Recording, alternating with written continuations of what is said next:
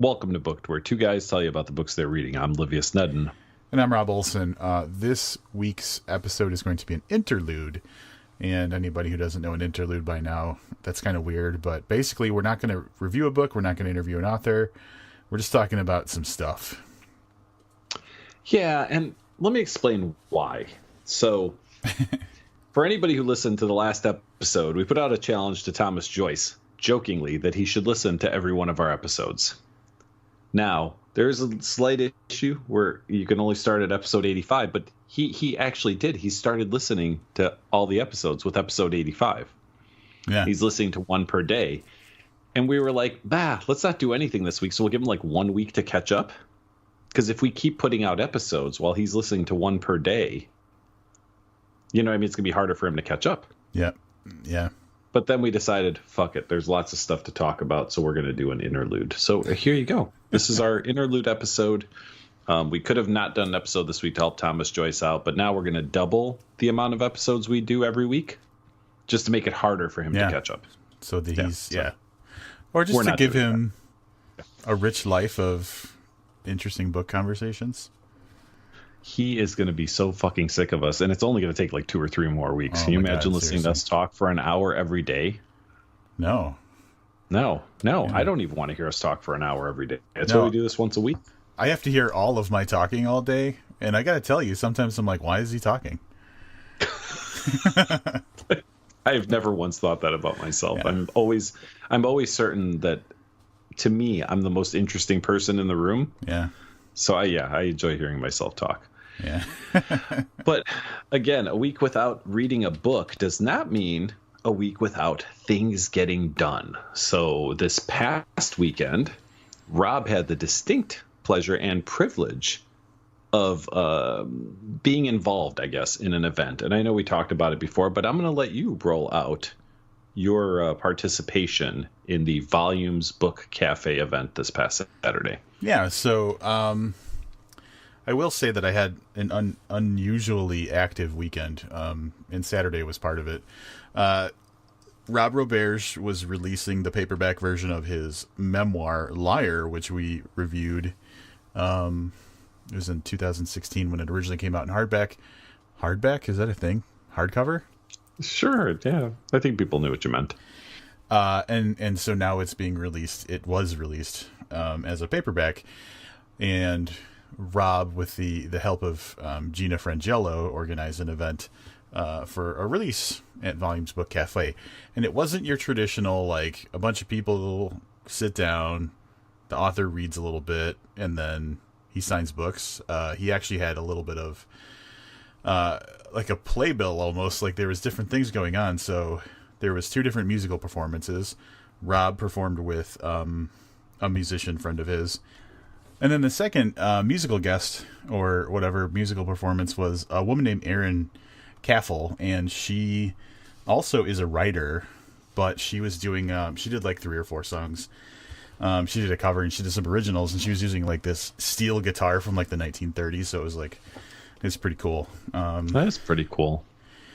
Yeah, then Rob did a reading, and I can't believe I didn't tell you this yet. So he read 3 different parts from the memoir, and Can you guess what one of the parts was?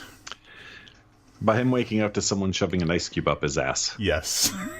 Now, all I'll say is that if you don't listen to the review of Liar, you've never read Rob Roberge, if that isn't enough to get you to go out and pick up this book, I don't know what is. Yeah, exactly.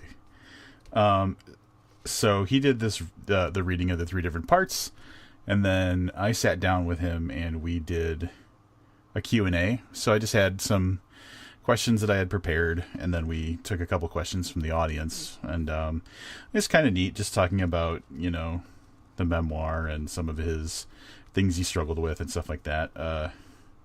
It all went off pretty well. Overall, it was like, it was supposed to be from 7 to 9, and you know how like every reading event starts late? Mm-hmm. So it started at like 7:15, and that's actually pretty good for a reading. Only 15 minutes after the start time. Not like an hour late. It's not bad. Yeah. And we were wrapping up around 8:45, which I think was good because then there was time to like mingle and talk to people and stuff like that. But Good event. Got to see Gina Frangello, who we were talking, and I think the last time I actually saw her was coming back from AWP in Seattle, which I think was 2015. Yeah, it was 2015. Or that sounds right. Yeah. Where she was on the same flight as me, just by total chance. So great event. It was a good turnout. Like, you go to a reading and like 7 people turn up, and then like another 6 or 7 are the people who are there for the event, like who are either readers or like the MC or whatever. Like this was like 40-ish people. Oh, nice. Yeah. It was a good turnout. It was a packed house. Yeah.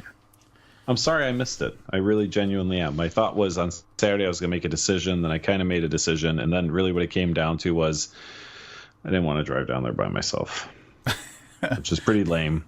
But you would have hated. So it was in Wicker Park in Chicago, and Wicker Park in a Saturday afternoon, the parking, it took me 20 minutes to find a parking spot, and when I parked, I was pretty sure I was parked illegally, but I didn't get a ticket, so I won. So yeah, you would have hated that part of it. But yeah, Ryan, the marketing intern, did pop in for part of the event. That's very cool. So, got to see him. But the funny thing is, he left before Rob read the thing about the ice cubes in the ass, which I thought it would have been perfect, because back in the day we were promising to each other that if one of us was ever ODing, we would get Ryan to shove ice cubes. That's correct. Be the ice cube shover. Yeah. So he should have been there for that. I haven't seen Ryan in years, so I've stopped using drugs that could potentially make me overdose, just because who would, like, if you were around, you'd be like, oh shit, I've got to call Ryan. But then Ryan's far away. Yeah, he's like at least an hour away. Yeah, so what good is it? So and then, no more, what is it? What can you overdose? Heroin. No more heroin for me. So it's probably, so Ryan might have actually put you on the straight and narrow. Yeah. I mean, I should get a chip. There you go. That they give people in the AA, right? And CA, like the sobriety chips. So, at any rate. Yeah, joking about sobriety was... Yeah. No. Well, I don't know. Apparently I was joking about clipping seals back in episode like 87 or something. And, yeah. That's the thing. Like, Thomas Joyce could post anything, and we would have to believe it, right? Like, I can't believe that Livius, married a clown when he was 28. Yeah. And I'd be like, wow, I don't remember talking about that, but it must have happened. Yeah, exactly. I don't remember it either, but shit, that's good. It's good that I got Thomas Joyce as my historian now that can rewrite our history however he would like. So, well, that's very cool. Rob Roberge is a super cool dude. Liar was a super good book. So, again, now available in paperback. So in case you have an issue where holding hardcover books becomes difficult for you, paperback release. So you should pick one of those up. I am sure that is available everywhere fine books are. Yeah, it's by Future Tense Books is who put them out. And yeah, go online, go wherever. Get it. It's a good read. So while you were busy preparing for that event, I don't want you to think that I wasn't doing anything. So, and this is the first time Rob is hearing this. So you guys are here. Well, you guys are hearing it a little later, but you're hearing Rob's live reaction to what I did. So I've been thinking a lot. I watched The Dirt, and I don't remember if we talked about this on or off the podcast, but you had told me that it was worth watching, and I said, all right, I'm going to watch it. And I watched like the first 15 minutes. I was like, this is terribly cheesy. I don't think I can watch this. And then I watched like another 10 minutes, and I was like, all right, I'm in. So I started thinking, if a rock band could have like a documentary movie made about them, why can't a podcast? I am so excited about whatever the hell this is about to be. So what I did, Rob, in your apps, I didn't want to bother you because I knew you'd be really busy, probably listening to the Rob Roberge interview, maybe kind of thumbing through and reading some of Liar and stuff, that I went ahead and I took a meeting with some executives at Netflix to pitch my idea for what started out as a movie, but then I thought, like, how do you fit 430 plus episodes into one thing? So I decided we talk about it as a series, and I had some ideas that I pitched. So I'm going to pitch some of these to you. So my first thing was, it's just going to be about us, right? So we would do it in a way where maybe it starts out with us doing a review. You know, it could even start with you at Volumes Book Cafe, right? And then we like kind of flash back to like when we first met and stuff, and you know, and then we kind of go back and forth. So it's kind of loose idea, but I did have some suggestions for people that could be in this Netflix series. So first of all, I thought, like, who best represents me? Like, so I really looked in the mirror and I thought about myself, and I'm a little older, right? And I like to think I'm pretty wise. So I was thinking Ian McKellen. Do you know who Ian McKellen is? Sir Ian McKellen? Yeah. Yeah. I mean, I'd call him sir. I don't know him well enough to call him buddy. So yeah, sir, whatever, Ian McKellen. I was thinking that he could play me, right? So kind of the older, wiser podcaster, who's got like the little kind of scruffy younger guy with him that he's got to keep in line all the time. So I thought that would probably be pretty fair, right? I'll allow it. All right. So then I was thinking, who best represents Rob? So I really thought about like the dynamic of this podcast, some of our interactions off the podcast. Like there's going to be like a little Slack. For people who don't know what Slack is, it's basically like text messaging, like an app for collaborative text messaging or whatever. Like there'd be those parts where like on the side of the screen, it would show like our Slack conversation. So I was thinking, and I don't know how you feel about this. Are you familiar with the actor Jack Black?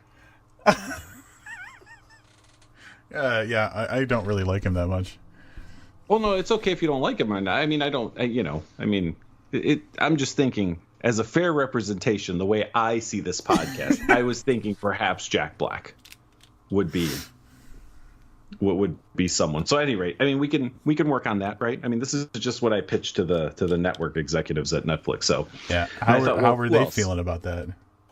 Well, they posed some challenges, but I'll get to those later. I want to go on with the rest of casting, right? So if we can get this nailed down, I think we'd have a step in the right direction. So I thought, all right, really, who matters to this podcast? Just me and you, right? But we would need other people to break it up a little bit. So some people to introduce, kind of other storylines and whatever as a series. So I was thinking, well, Jesse has been a super long time friend of the podcast, right? So how could we not represent Jesse Lawrence in this TV series?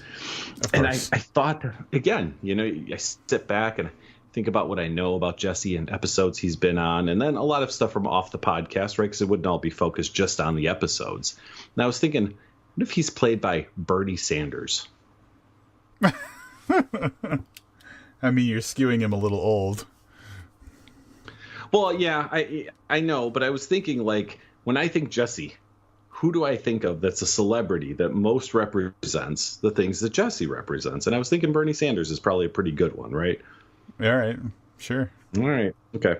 So obviously, if we have Jesse, we have to have Misty, and this is where I really drew a blank. I really couldn't think of who we would have play Misty in the booked TV series, and I don't know if you have any suggestions. I know you haven't given this a lot of thought. I'm just dropping this in your lap right now, but anything come to mind? I don't know. That's a tough one. I'm like, my immediate thought is like, who is like a total diva princess type of person? You get like Nicki Minaj. Nicki Minaj. Yeah. All right. I don't know. I don't know if Misty has that kind of booty on her, but I'm gonna make a note. See if Nicki Minaj is available. I feel like Nicki Minaj and Bernie Sanders would definitely get along.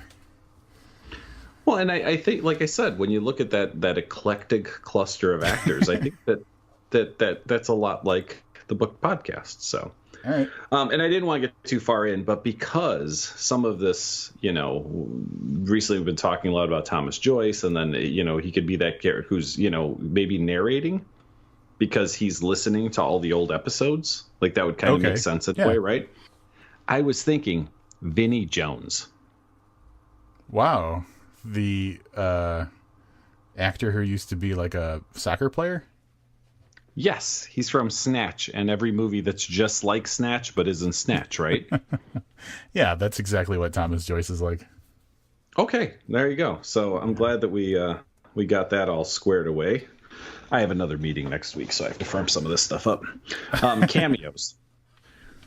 So I thought about cameos. I'm just going to spitball some things at you. We can get people for cameos, right? Like Stephen King would be a good one to get, right? Yeah. Oh, yeah. Right? As himself? Josh Mallerman.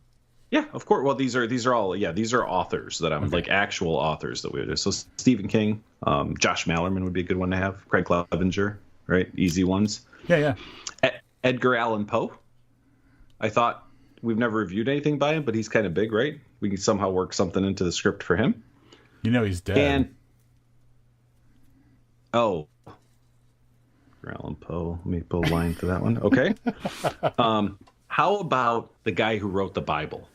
Like, that's a pretty famous author, right? Lots of people have read the Bible. Wait, who wrote the Bible? I'm not... I don't know. I have a note that says the guy who wrote the Bible. Look, it is the most popular book ever. Yeah. If we get a producer, they have to figure this shit out, dude. We've just got to get a deal to do this and sell them the rights. So you want to go big so that they're interested. For sure. All right. How can you not? They're going to be like, these guys want to get the guy who wrote the Bible. So, yeah. I mean... The Edgar Allan Poe I thought was really good too, but I guess I didn't realize that he wasn't around anymore. Yeah, he died like 200 years ago or something. Yeah, so the only pushback I really got from them as I was explaining this to them, they said, there doesn't seem to be a lot of challenges in what you guys have done. So we would need conflict. We would need some yeah, exactly. Because other than that, it's just, it's Jack Black and Ian McKellen sitting in front of microphones talking about shit and laughing, right? So, as I was kind of explaining to them about the podcast, they said that they're not really sure your drinking problem is serious enough. Okay. So if you work on that, that could be one of the challenges that we face, right? Wait, if it's on the TV show, do I actually have to get worse, or can they just depict it differently?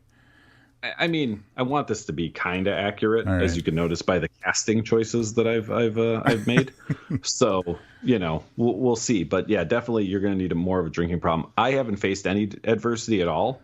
So maybe like I can get a bout of laryngitis in an episode or two, and then, we have to figure out a way to work around it, that kind of thing. Hey, maybe you can get like your house gets taken over by the Turks or something like that. Like a Turkish...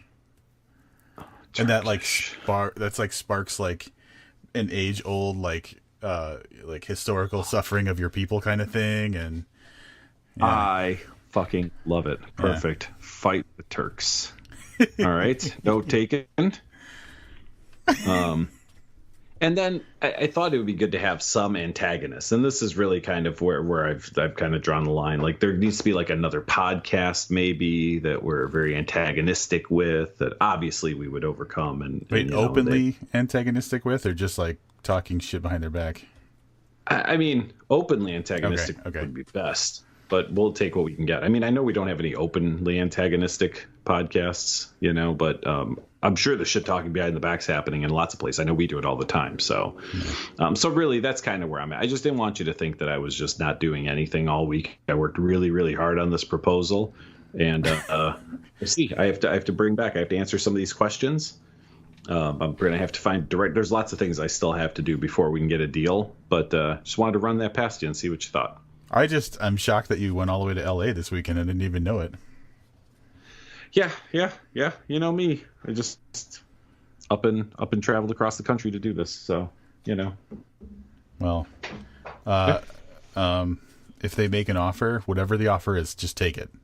Oh, for sure. Yeah, I'm just waiting. Anything at this point, I'll take. Yeah. So they're like, we'll give you $800. We're like, that's $800 more than we have right now. That's absolutely that would double, I think, the current podcast offers. So I mean, that's 100% increase. I'll take it. So there you go, buddy. We're gonna achieve international fame. It's weird because I thought to myself, how do we get more listeners? And I thought like we could do a lot of hard work and stuff like that. I was like, or we can have Netflix make a movie or TV series out of it, which then inevitably would draw more people to listen to the podcast. Yeah. I figured I'd find an easier way to do it than like hard work and spending time on forums and trying to be on other podcasts and stuff. This way we just get a TV series made. No, I like where you're going with this. I think we should pursue this as far as we can. I'm just a little pissed off because I've been super excited about like pitch-based things lately, and here you like sneak pitch to me something and I don't have anything to pitch back, and I feel a little ripped off. Here's what I do. I promise I will keep you posted as further meetings happen. All right, that's fair. I didn't know Netflix was in LA. Are they really in LA? I have no idea. I'm assuming everything's in LA. Yeah, that's very true. So can I tell you a pitch that I did come up with lately? Because now that we're talking about this, this isn't for one of your dating apps, is it? No, it would be a TV show. Right, okay. So if we get the deal for our show, then we're bending the ear of producers. So there's someone I work with. There's these two girls I work with. Recently started a podcast called Hire Us Hollywood, where they basically pitch TV show ideas, like absurd TV show ideas, to each other, and it's just kind of a funny comedic thing. But because I listen to them, I support them and everything. But when you listen to something like that, you naturally think of your own stuff, right? Yes, I would imagine. I mean, I thought of a very serious pitch for a TV show, but some people might think of the more comedic ones. Well, you'll have to tell me if you think this is comedic or serious. So, a guy that I work with recently had a very, very nasty bout with kidney stones. And you think kidney stones, it hurts you pee, whatever. But like he had to have surgery and stuff. So and he was out of work for over a month. It was like a big deal. And so I felt really bad because like he was like always in pain when he was at work and everything. And so I was thinking like, what could take care of it really fast? Not having the kidney, right? Yes, that's okay. So this got me thinking, there's that urban legend about kidney thieves. Yep. Here's the pitch. It's a TV series where there's these kidney thieves, but they're kind of like Dexter in a way. They don't want to hurt good people. They only want to hurt bad people. And so they only steal kidneys from people who are experiencing kidney stones or other problems with their kidneys. Okay. So that the people who are buying them on the black market then have to suffer that malady of whatever's wrong with the kidneys. But they're the bad people. They're the bad people. The people who had the kidney problems don't have to worry about it anymore because the kidney's gone. I don't know if this is a great TV pitch or just like a great practice. Like we should start doing that. Well, no, but I mean, so I think it's very clever and I think it's very funny. So I want to say that. But what if you got kidney stones and you decide to sell your kidney to somebody? Yeah, I think it's a great idea. This is, I like it. I like it. I will call that one a good idea. It's awesome. Like a limited 1-season run. I don't know if that'll spawn off into like 7 seasons of 23 episodes each or anything. It's not going to be Game of Thrones, but I think that could be a limited series for sure.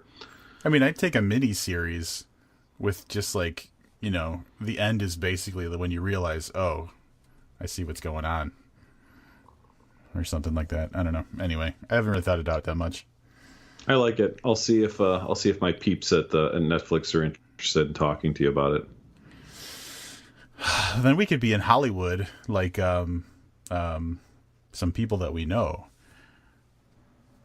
Oh, did you have someone particular in mind? We can't really claim like that this person's like a bosom buddy or anything, but he's always kind of been in our sphere of people. Dennis Widmer, we mentioned before, was doing co-directing the remake of Pet Sematary, and that released this weekend that just passed. And I haven't had a chance to see it yet, but I'm hearing like great things about it. Early reviews are really, really good, and I believe they took in a shit ton of money too.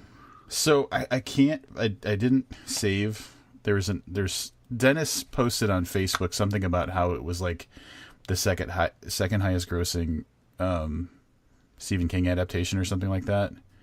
I'm guessing the It movie that recently came out was would top it. Well, I think it was the highest grossing release for a horror movie of all time, if I'm not mistaken. I could be wrong on that. So the numbers don't sound that great. I'm looking at Box Office Mojo.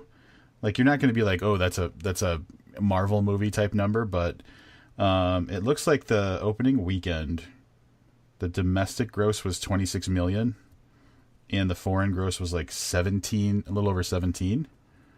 So worldwide gross opening weekend was $43+ million. I think for that type of movie, that's actually really good. And I'm not an expert at movies because I haven't seen any like at all ever. But I think that the difference between that and I know you said like Marvel level movies, like the budget for a Marvel movie is like $400 million, if not more. And I can't imagine that. Let's see, is there a budget? 21 million. So they brought in double their production budget on opening weekend. Yeah, then that movie is very successful, I believe, is what the term is for that. And it opened number 2 to Shazam. So the number 2 at the box office, doubling your production budget in the opening weekend is probably pretty satisfying. For sure. Can we not to stray away from this because I don't think that we're done talking about this, but how the fuck is Shazam even a movie? I can't. I don't know. I don't understand. Like Shazam being a movie and then being like a number 1 at the box office movie, it just solidifies the fact that I don't understand how the world works anymore.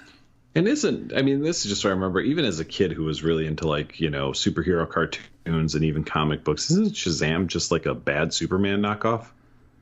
I feel like, and like it's actually like a little kid or something that like turns into a grown-up superhero. I don't know. Yeah. Not that exciting. So congrats. And I sorry, I wanted to look this up because I wasn't sure, but here's the weird thing. Shazam was originally known as Captain Marvel. And didn't a movie just come out called Captain Marvel a week ago? Yeah. Which is a different... I don't know what's happening here. There's probably some kind of flow chart to make me understand, but... Some serious nerd could probably sort that out for you. Yeah, that's just weird. I'm a not serious nerd. Captain Marvel, by the way... since I'm on Box Office Mojo, I can see the numbers for both Captain Marvel and Shazam. Understanding that movie came out before Shazam is at 374 million worldwide, and Shazam is at 59 million. So a little different. You're right, though. He's the alter ego of a boy who, by speaking Shazam, which is an acronym of 6 immortal elders, Solomon, Hercules, Atlas, Zeus, Achilles, and Mercury, can transform himself into a costumed adult with the powers of superhuman. I never wanted to see a movie less than I want to see Shazam. This sounds like a bad product tie-in superhero. Like they created a superhero to help sell High C or something like that. Mm-hmm. Yeah. Oh, so I didn't know this. So it's actually a DC property. Yeah. And apparently there were trademark conflicts over other characters named Captain Marvel that were owned by Marvel Comics. So he was Captain Marvel, and then they had to change the name, and they changed it to Shazam, which is just a terrible superhero name. Like, there's nothing cool about Shazam. I don't know. That's how did that meeting go? They're like, well, looks like Captain Marvel's off the books. We can't use it. What's the obvious next choice? Wow. Anybody? Oh, Shazam. Yeah, of course. All right, moving on. Let's go to lunch. Yeah. Wasn't Shaquille O'Neal in a movie called Shazam where he was a genie? It's funny that you say that because I was visiting. The other thing I did Sunday in my busy weekend was I went down to Indiana to visit John, my friend, John Gatwood. And we were talking about the Mandela effect a whole bunch. And so it wasn't the Shaquille O'Neal thing, or was it? No, it was Sinbad in the Kazam. Was the Mandela effect. Shaq was actually in Kazam. It wasn't Shazam. But everybody thought, me included, was positive that dude was in a movie where he played a genie. Sinbad, yes. Yeah, so we're talking. That's funny. We were talking about that just the other day. Yeah. Which of course led to the X-Files episode, The Lost Art of Forehead Sweat. Which is a great episode. So good. Holy shit, that's great. Yeah. I just saw that guy in something else too. Now you mentioned the guy who played their partner in that episode. Oh, Reggie? Yeah, I just saw him. I don't remember what it was. Something in the last couple of weeks. And I was trying to think of where did I just recently see this guy? And now that you said that, that's where I recently saw him. Not someone you'd expect to see in the X-Files. You know what I mean? Like when you see him in anything.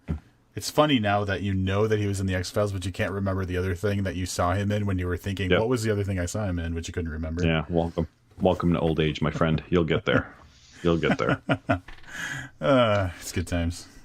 So, yeah, big congratulations to Dennis on what appears to be a very successful and well-received Stephen King adaptation. And did you see Starry Eyes? Yes. His first movie? That movie, for a relatively low-budget movie, had some real serious appeal to it. I really liked that movie. And it's one of those that, how do I say this without, like, sounding negative? Like, I liked it well enough when I saw it, but it's like, the more time goes by and I reflect back on it, I like it more. Mm-hmm. That makes sense. Not that it was bad at first, but it's like there's that scene of that chick. She's like screaming in the bathroom at the audition. I think it was in the bathroom. Like, it's just some really serious shit that went down in that movie that I really liked. Yeah, that was. And the thing that I think kind of lingers with me about it is it has a very understandable concept, and like whatever kind of metaphor, allegory thing it's going for is also pretty easy to understand, and then they just go for it. Like, it's not overly complicated or artistic or pretentious. It's just like, this is what it is, guys, and it just fucking works. Good. Yeah, indeed. So yeah, I'm just now realizing that the Pet Cemetery, that the meme of that mean cat in the road that I've been seeing everywhere is from that movie. Oh, really? Yeah. Yep. There you go. Putting it together. Old age. Yep. I'm learning the internet while we're on movies. What's your take on the trailer for the new Joker movie? It looks boring, to be completely honest. Like, oh, really? Yeah. I am very, very intrigued. So I heard they were making a Joker movie, and the last image in my head is of Jared Leto. Is that his name? Yep. In the Suicide Squad. And I was like, and I knew he wasn't playing it, but that's like the last image I have of the Joker in a movie. And I was like, I'm not really interested. But then I saw that trailer, man, and that looks like a movie that's right up my alley. Like, I'm really excited about it. Yeah, I mean, I don't know. I don't honestly know exactly what to think about it, but I just don't think it's going to be. It's interesting. It just looks kind of boring. It looks like a story that we've heard millions of times before, and hopefully they innovate and make it a story that's not just the same thing that we've seen a million times. But I just don't. Nothing about it was like, oh man, I got to see this. Well, I fully intend to discuss this further upon its release. And especially now, not to go down this road, but like now with all the like people shooting up places and stuff like that, and it's always some like angry white dude. Like, do we need another movie that glorifies a guy, like a white dude faces some adversity and then goes nuts and starts killing people? Like, I mean, I don't know if we need it. It just, I don't know. There's so many other. That being said, oddly, I didn't watch the trailer and think that. Like, I don't know. I just watched it and I was like, oh, cool. Like a different Joker origin story. Well, there's never been an origin story for Joker, and that was like part of the appeal of him. Yeah, I mean, that's true, and it's not. Like, I mean, Jack Nicholson in the original, well, whatever, the 1986 Batman, I think it was 86, 88, whatever year it was. I mean, they gave him kind of an origin story. Yeah, not like a full 2 hour, but I mean, they gave you like, this is where he came from kind of thing. Gotham has been playing with that, the TV show.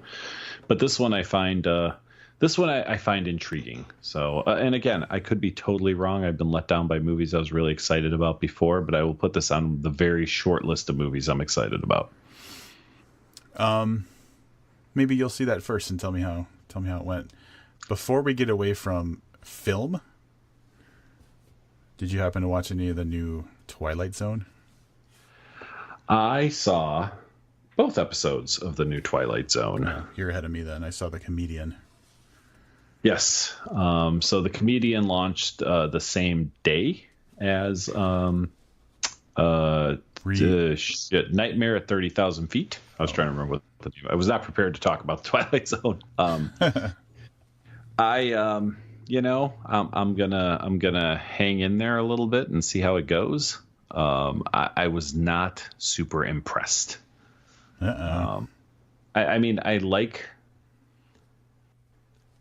it's weird. So, all right. So here's my thoughts without spoiling anything. The Comedian, by the way, is free on YouTube. If you're not a CBS All Access subscriber, you can see that on YouTube. And it's probably like 45 minutes long, I'm thinking, right? Yeah. And that is the story about a comedian who has the opportunity to better his career at some expense. I think we can leave it there, right? Mm-hmm. So I liked it because it was it fit very well. The story that they were trying to tell fit very well in the Twilight Zone, if that makes sense. I was really afraid we'd see something very Black Mirror, which is fine, but Black Mirror is very tech focused. And at least I'm sure they'll get to that at some point, but I'm really glad that they went old school. We'll call it, old school magic. For the first one, there's no scientific or technological explanation. It's not, just the they unexplained. Correct. Yeah. Yes.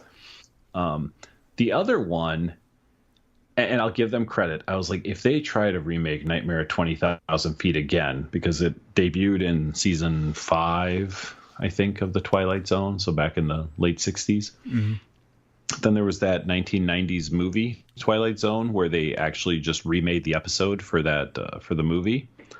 And I was like, we don't need a third version of this. But the third version goes in a very different direction. It's still about a guy who's on a plane, but it takes a very interesting approach. That's the only similarity to the William Shatner and then whoever was in I can almost picture the actor who was in the 90s movie that played that role.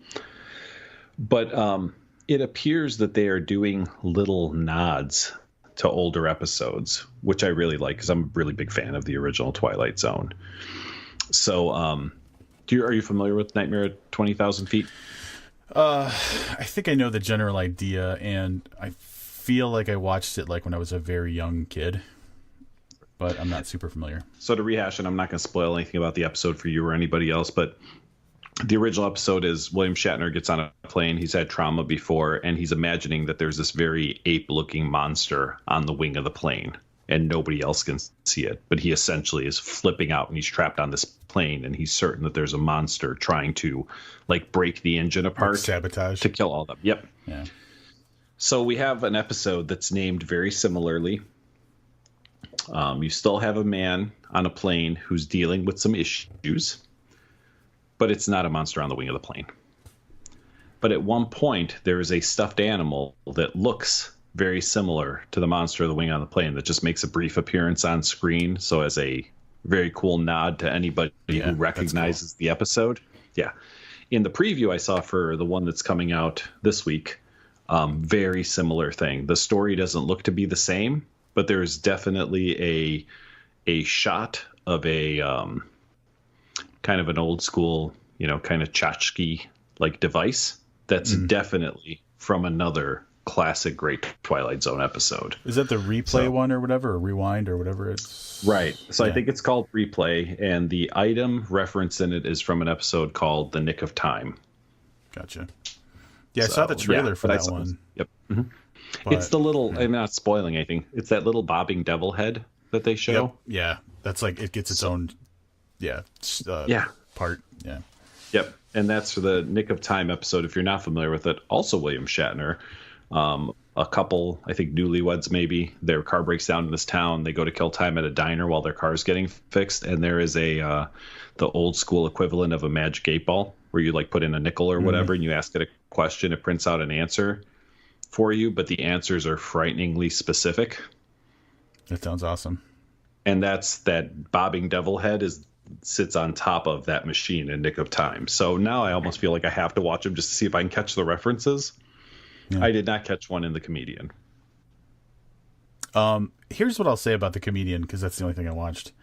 And not being a devotee to the original Twilight Zone like you are, I liked that the general narrative structure, and I guess kind of moral that you get out of the story or whatever seems to be in the tradition of classic Twilight Zone, right? Is that fair? Yes. And without spoiling anything, you saw the wall in like that kind of final shot, like who was who was in the painting or whatever. Yes. I thought that was like one of those little like chilling stingers at the end. That was well executed. So, yeah, I enjoyed it. And the only, like, really honestly for me, it was more of the only problem I had with it was the laughter didn't match up with what was happening, if that makes sense. I agree wholeheartedly. And that took me out of it a little bit. I think the episode suffered from being a little too long. Like, it was a little repetitive. And you're right, the laughter did not match up. And I think, I mean, again, I don't want to spoil it for anybody. I think there might be a reason for that. You know what I mean? Like, it was think an the laughter intentionally, was not. Yeah. Like that honestly would make it creepier. So, yeah, I liked it. Yeah, it was good. So, yeah, I mean, I'm sure we'll discuss it more as it progresses. I don't know how I feel about the narration, like the trying to do exactly the Rod Serling narration. I forget his name, the director. He's the executive producer for this. What's his name? The guy who did Peele? Us. Jordan Peele. Us, right? Is that his new movie, Us? Yes. Yeah. Okay. I think he was trying too hard to Rod Serling, and nobody should try to Rod Serling, if that makes sense. Sure. Absolutely. Yeah. So. But overall, okay. I mean, I recommend it. Like I said, it's free on YouTube. So if you don't want to subscribe to CBS All Access just to see that, check out Comedian, and then you can make a decision from there. Yeah, I want to see the other ones, but I don't know if I want to pay for. Is it like a paid thing or something? I'm guessing it is. There's probably a free trial. I'll check it out. If you want to wait until there's a few of them on or whatever. Here, I'll find out what the free trial currently is. Yeah. 1 week free with limited commercials, and that's $5.99 a month, or commercial free. You can get 1 week free, and that's $9.99 a month. So, yeah, that's easy. So just wait like 3 months and pay $10, and you can watch all of them. Yeah, we'll see how bored I get. Yep. Anything else happening? I know we didn't mean to stray over into like a bunch of movies and TV shows and shit, but what else do we have going on? All right. How do you feel about priests? I mean, I think that, they a lot of them get a bad rap for the actions of some. I mean, I don't know any priests. How do you feel about Poland? I don't know a lot about Poland, but it's an Eastern Bloc country. So, I mean, I definitely feel more of a kinship to Poland than I would to say, Korea. And how do you feel about Harry Potter? I think we kind of I don't really feel about anything about Harry Potter. All right, I'll just get down to the thing I want to talk about is Catholic priest burns Harry Potter books in Poland. And here, I like this. I got 2 articles up. I'm going to read the better one. Polish priest leads Harry Potter book burning, apologizes if anyone took it the wrong way. Man. All right. I have some immediate questions. How did he mean people to take it? So what's this book burning about? All right. So Catholic priests in Poland burn books they say are sacrilegious this weekend, including tomes from British author J.K. Rowling's Harry Potter series of books. We obey the word, priests said in a Facebook post showing photographs of the public book burning and quoting biblical passages from the book of Deuteronomy in the Old Testament. So basically, it wasn't just Harry Potter.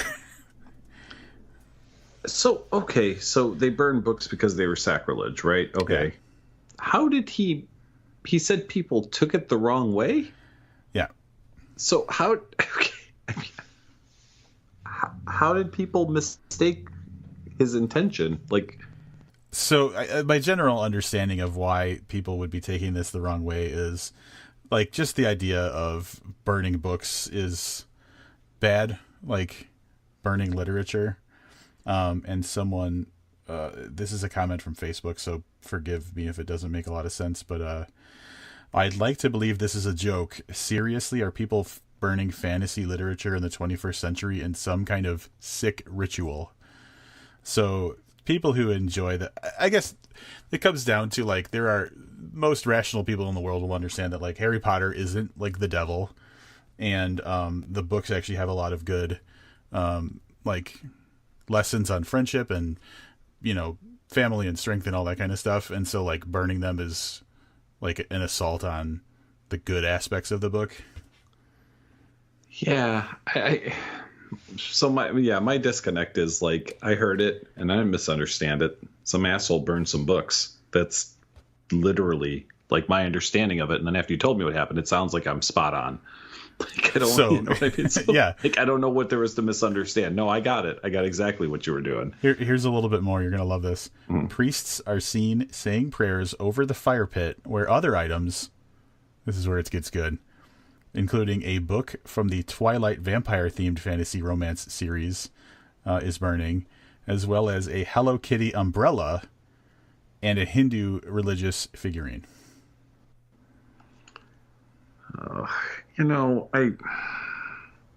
Without getting into a huge like societal political debate, here's where I stand on this. I don't think we should burn any books. I don't think we should censor anybody's ideas or their writings or their speeches or whatever. I think that everybody's entitled to an opinion, even if it's one that I'm not a fan of. But man, you want to talk about like low hanging fruit, like Harry Potter and Twilight books. Like, if look, and this is going to sound wildly unpopular, right? So, but I'm going to say it, and not that I'm a fan or anything, but if you said they were burning like copies of like Mein Kampf, I'd be like, yeah, that's still really fucking shitty. Like, that's just not something I think anybody should do. And it doesn't matter if it's, a religious text or if it's whatever. Like, someone's idea should be able and allowed to exist out in the world. And if that's J.K. Rowling's or if it's whatever, I'm sorry, you said a Hindu statue, I think, right? Or whatever, some type. Yeah, any of that, regardless of my beliefs in Hinduism or Harry Potter or vampire. Well, vampires are real, but you get what I'm saying. Like like I just don't. And to see someone, quite frankly, from the as part of the modern Catholic Church doing that is I mean, it's surprising. I'm curious. I'm going to do some research on my own because I don't want to drag this on the podcast, but I really want to know like what the Vatican's stance on this is.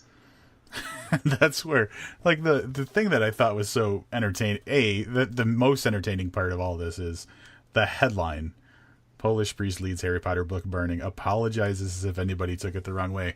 But like what it comes down to is basically exactly what you're saying.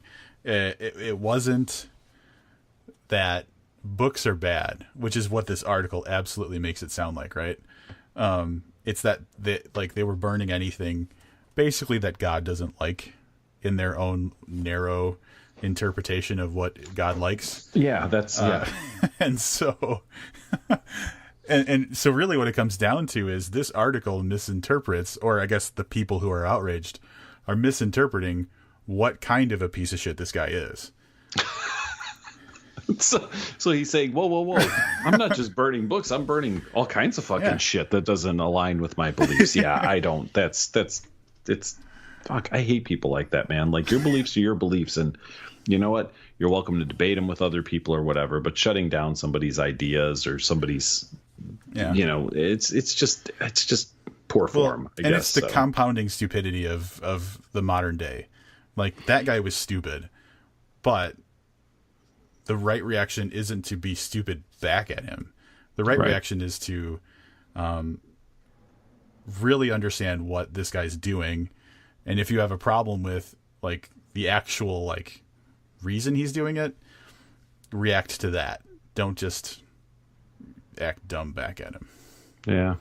I mean, look, Harry Potter, for my whatever lack of, feelings for it, did the same thing that Twilight did, and that, even 50 Shades of Grey did. I have trouble faulting the concept, maybe the book itself, but the concept. I mean, millions of people picked up a fucking book that maybe had never read a book before, hadn't read a book in years, to read Harry Potter and Twilight, the two that you mentioned specifically in this book burning. And then, like I said, you can add on a piece of crap like 50 Shades of Grey to qualify for anybody who doesn't know our long history with 50 Shades of Grey. We read it twice. And it wasn't good. But you know what? People read a book, and I love people reading books. So even if it's a garbage book, like, I still defend its merit in that, millions of let's be fair, mostly women picked up this book and read it, and maybe they went on to read something better, and maybe now they're reading An Anonymous Girl, or they're reading Baby Teeth, or they're reading whatever. Maybe they're reading just more of the smutty, whatever garbage that E.L. James put out, but whatever they're reading, and that makes me happy. So I'll defend all three of those, to their apparently burning death, according to Polish priest. You just made me think of something that, because you've put up that argument before about, like, regardless of what the book is, like, encouraging people to read is, like, always a net positive, basically. And, like, if you think about it, and we'll use Harry Potter as an example, that encouraged a whole generation, multiple generations, to get enthusiastic about books and stories and reading and all that stuff.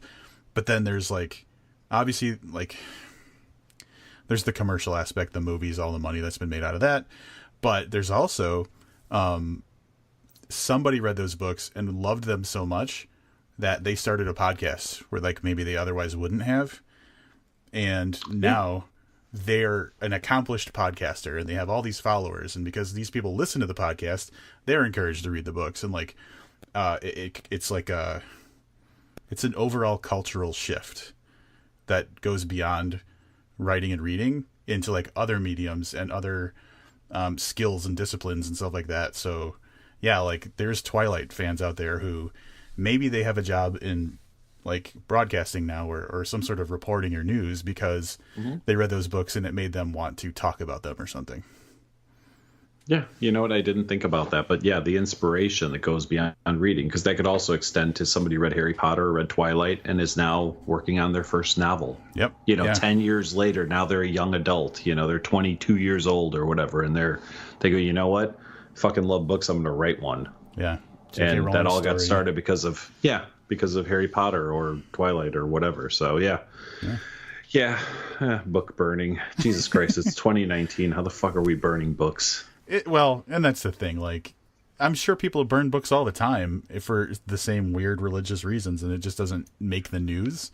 You know what I'm saying? Look, dude, if there's ever some kind of crazy power outage, I'm coming to your house. I'm burning the wall of books for heat. Like, that would be another okay reason to burn books, right? Heat. Like for absolutely. Death? No? And the wall of books is I guess it's easy fodder for that because I haven't or won't read them. The Wall of Books is coming along, man. You haven't seen it in a little while, but it's been a couple weeks. I would say that I'm 80% of the way finished with The Wall. Publishers, if you're listening, Rob needs to finish The Wall, so send some more books his way. But then what am I going to do? Do I take them all down and start a new wall, or I think I need to start getting rid of a lot of stuff in my apartment. Well, you know what? Like, make a coffee table out of books. Get rid of your coffee table. Have it be some type of weird configuration of books. Maybe I'll get around to my hollowed out book craft project that I keep thinking about. There you go. Just get the biggest book, hollow it out, put a smaller book inside of it, put it back in the wall. Little bookception. Now you're blowing my mind. Yeah. Fucking love it. All right. Do we have anything else for this evening? Just a quick note. As we're recording this, it's National Library Week. So if you're a library person, get out there and support your local library. They do a lot of awesome stuff besides just giving you books. I'm not sure what other awesome stuff they do. I can tell you they don't do a good job getting your passport photo application thing done. I'm not going to get back into that. Thomas Joyce, you're about 150 episodes away from that. You'll hear all about that when you get there. Hit the like 300 mark or so.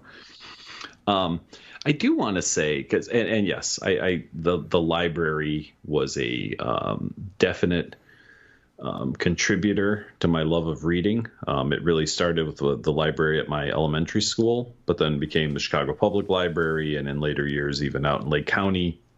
Basically, pre-digital, I spent a lot of time at the library. Huge fan. But more recently online, and so I guess I'm probably asking if you're familiar with this because I didn't bother looking into it because it seemed like an inane conversation for me to get involved in. But there was like a big to-do on Twitter about book piracy, libraries. Mm-hmm. Do you know what I'm talking about? It's probably like 3 or 4 weeks ago. Yep, I remember. And people started unfriending one another, and I would just see like the reactions to like the big things that happened, but I wasn't interested enough to look into it. So was that authors fighting about the legitimacy of book pirating? So, am I understanding that? I'm actually pretty well read on this topic, and I'll do my best to represent what went down. I won't use names or anything, but a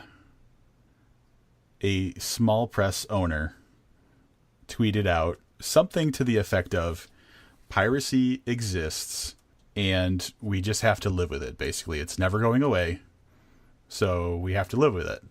It's just the gist of it, right? Not saying like, hey, I encourage everybody to pirate stuff. They're just saying like, you're not going to be able to avoid piracy if you're creating content. Is the gist of the tweet.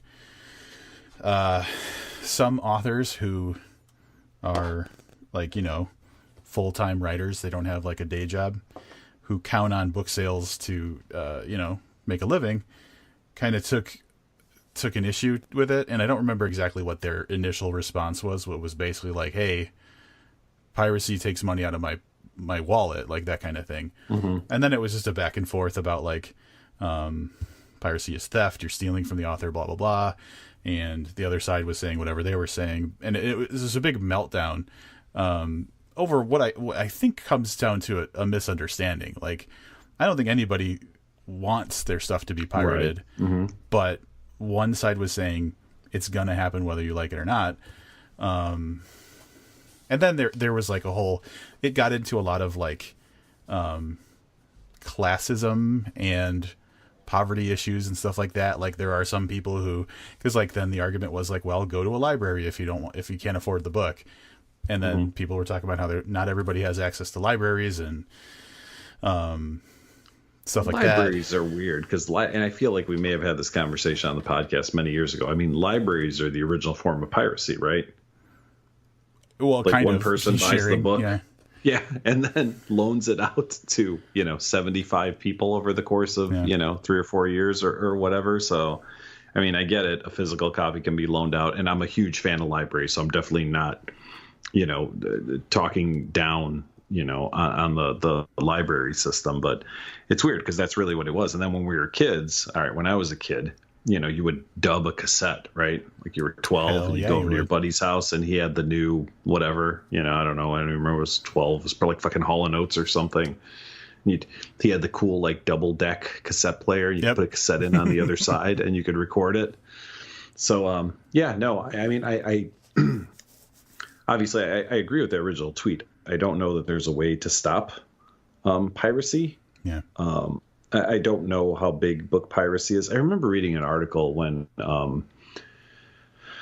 this is several years ago, and it was just, I only remember this because I thought how interesting a point that it was. I think it was about the music industry, and they said, look, the guy who pirates your song, your CD or whatever, wasn't going to buy it.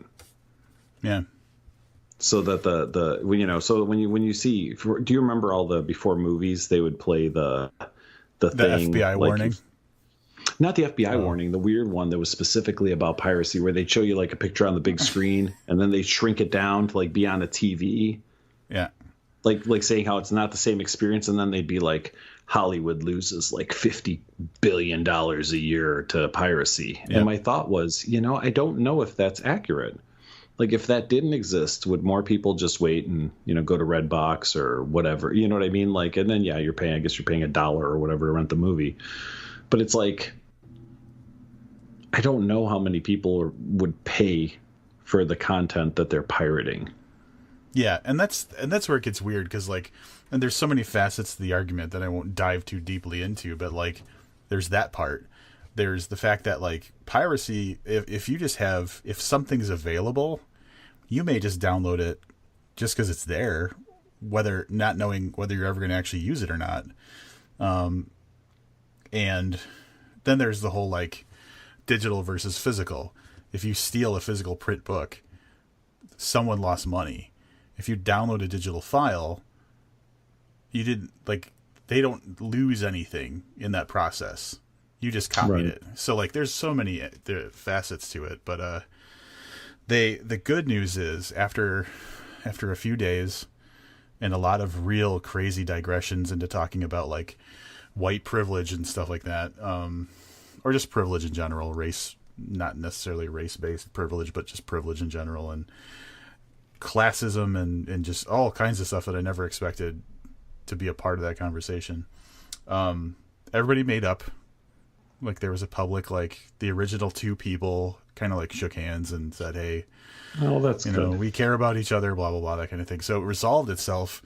But, and that's the thing, like, it's so easy for two people who are basically the same person doing basically the same thing with the same goals in life to just suddenly just fucking hate each other and completely forget about the fact that, like, yeah, we're basically in this together. We're doing the same thing. We have common goals and everything. And this was like a great example of how, like, people can just go to their absolute worst almost immediately. It's weird. It's disconcerting because you see it a lot, right? In all facets. This is an interesting one though, because you're right. You took two people who are on the same path, so to speak, and they have diverging opinions, and immediately mortal enemies. Like, Yeah. you know, you and I differ in opinions of a lot of things, and, you know, somehow still managed to be friends and to do this podcast together. And, you know, I mean, anybody who's ever been in person with me and Jesse in a room is like just waiting for shit to go down. And you know what? It never really does.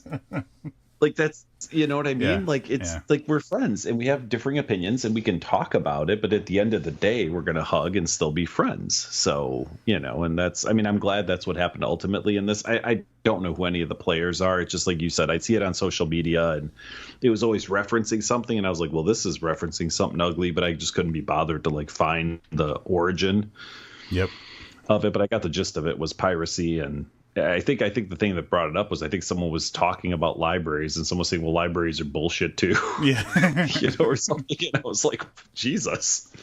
So, what my favorite outcome of this personally, my personal outcome from this was it gave me the excuse to, so you're pretty familiar with current memes that are going around? I like to think I am. Do you ever see the one where it's like a car on the highway and there's an off ramp and it's like racing toward the off ramp? And like the whole idea is like, there's like the thing that makes sense is like going forward. And then the dumb thing is turning off on the off ramp and the car is absolutely going on the off ramp. I made one of those where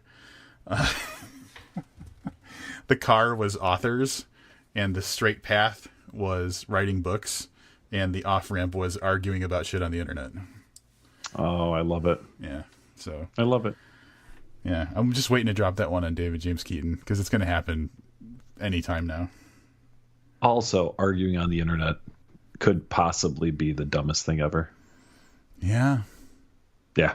Yep. Like, I think when we look back at the 20 teens, we're going to be like, people used to fight on the internet with complete fucking strangers about shit, knowing that nothing was going to change. And then we'll be like, yeah, that was pretty fucking dumb. So. And then you see that person in person, face to face, and I think there's something about actually like having to look at someone that changes like your whole approach to life. Yeah, I mean, so yes, yeah, I think part of it has to do with like inflection. Like, there are times where I want to send you a text as a response to something, and I think like, how is he going to read this? And if we were just talking, I would say the words, and you would chuckle and go, yep. And if I send it to you in a text, you might be like, I'm not sure what this motherfucker's trying to say. And it could be the exact same words. So I think that a little bit of the anxiety around those things comes in that you can't read inflection into what somebody writes. And that most people, especially if you get emotional, aren't going to take the time. Like, sometimes I reconstruct what I'm going to message you. Yep. So it doesn't sound like I'm an asshole, because I don't mean to sound that way. But my original text, as I put it in my phone as a response, I said, oh, he could take that in a different light than I mean it.